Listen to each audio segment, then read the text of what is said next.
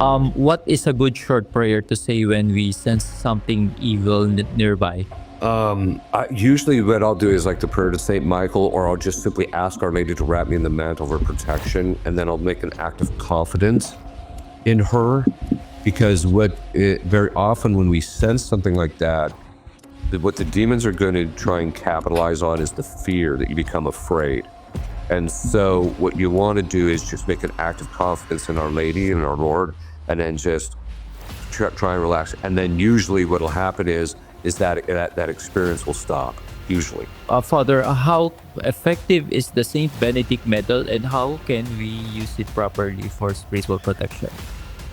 It's actually it's exercise, at least if it's done in the old rite, if it's done in its proper blessing.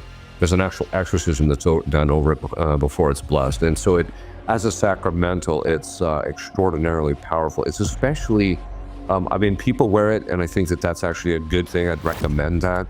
But the other thing that we tend to see it being very effective is putting it over the entrances. Because when the Epiphany, you'll write the thing out with the chalk, and then sometimes people underneath that will actually put a Benedict medal on the entrances to the house. Some say, well, you should put them over the windows too. I have not seen that that's necessary. It's really only over the and although if people want to do that, that's fine with me. But it's over the entrances to the house, and it's kind of like the blood that the Jews put over the doorstop in order for to be during the Passover. So it's very similar to that. It has that kind of effect so that it keeps the demons out of a particular house. So it's actually really good to use to keep demons out of locations by putting them in, like in the four corners of your property or things like that.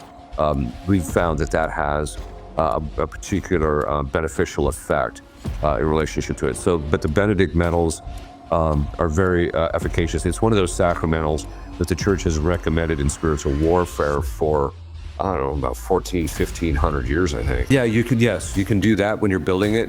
People will actually put the Benedict medals in the cement as they're laying the cement. The other thing that you can actually do, which is what one of the exorcists that trained me, which is what I've done in every place I've lived, but also we've recommended it to other people, and it seems to have a very powerful effect, which is we tell people, go out and buy salt blocks, not salt, but the blocks, what they use to give to animals to lick.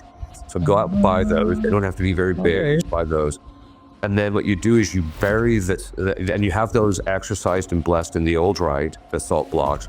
And so you bury that along with a Benedict medal and a miraculous medal in the four corners of your property, and you bury it. And the reason you get a salt block, not just salt, is the block will remain intact for years that way.